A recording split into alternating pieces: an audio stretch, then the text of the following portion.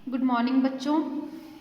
आज हम लोग पढ़ेंगे सजीवों में उत्सर्जन। उत्सर्जन किसे कहते हैं? जो हमारे शरीर में हानिकारक पदार्थ बनता है उसको जब हम शरीर से बाहर निकालते हैं उसको क्या कहते हैं? उस प्रक्रिया को उत्सर्जन कहते हैं। और जितने भी हानिकारक पदार्थ होते हैं उसको हम लोग अपशिष्ट पदार्थ भी कहते हैं। ठीक है, यहाँ देखिए उत्सर्जन की परिभाषा दी गई है। अपशिष्ट पदार्थों को शरीर से बाहर निकालने की क्रिया को उत्सर्जन कहते हैं। ठीक है, इसको आप परिभाषा लिख लेंगे। उत्सर्जन की ये परिभाषा है। सबसे पहले उत्सर्जन की परिभाषा लिखेंगे, उसके बाद आप लोग लिखेंगे जंतुओं में उत्सर्जन कैसे होता है। ठीक है, उत्सर्जन की परिभाषा लिखने के बाद जंतुओं में उत्सर्जन लिखेंगे। ठीक है, तो जंतुओं में उत्सर्जन जो होता है सबसे पहले हम लोग मनुष्य का ही पढ़ेंगे।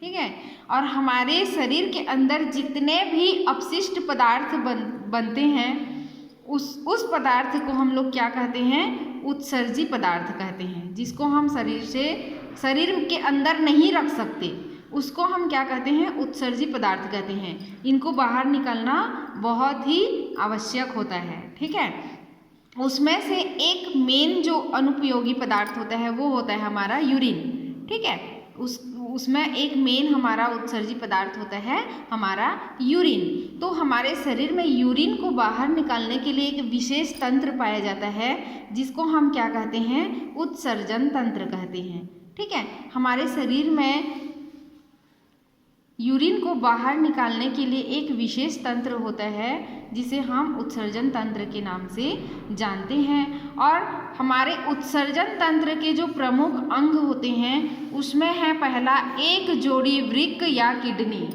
ठीक है, क्या है? एक जोड़ी वृक्क या किडनी। यहाँ दिख रहा है आप लोग को, एक जोड़ी है वृक्क, इसको बोलते हैं, इसको किडनी बोलते हैं। ठीक है, ये जो होता है हमारा कहाँ पे स्थित होता है? डायफ्राम के नीचे उदर गुहा में रीढ़ की हड्डी के दोनों ओर स्थित होते हैं। ठीक है, गहरे लाल रंग का और सेम के बीज के आकार का होता है।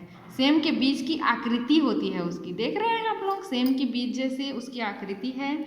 और यह हमारे शरीर के डायफ्राम के नीचे, डायफ्राम जान रहे हैं ना, सांस लेते हैं तो यहाँ डायफ्राम रहता है, यहाँ पे श्वसन तंत्र होता है, दो फेफड़े होते हैं। तो डायफ्राम के नीचे रीढ़ की हड्डी के दोनों ओर स्थित होते हैं। ठीक है, ये हमारे वृक्क, इसका काम क्या होता है? क्या करता है? ब्लड को छानता है। ठीक है, इसमें क्या होता है? ब्लड वेसल्स लगे होते हैं। देखिए यहाँ पे दूसरा जो प्रमुख अंग है रक्त वाहिका या ब्लड वेसल्स।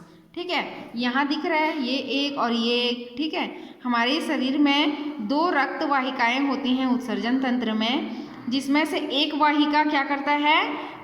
जो उत्सर्जी पदार्थ युक्त रक्त को किडनी तक लाता है, और दूसरा जो वेसल्स होता है उसका काम होता है जो छने हुए रक्त को वापस ले जाता है। यहाँ लिखा हुआ है, देखिए रक्त वाहिका का काम दिया है।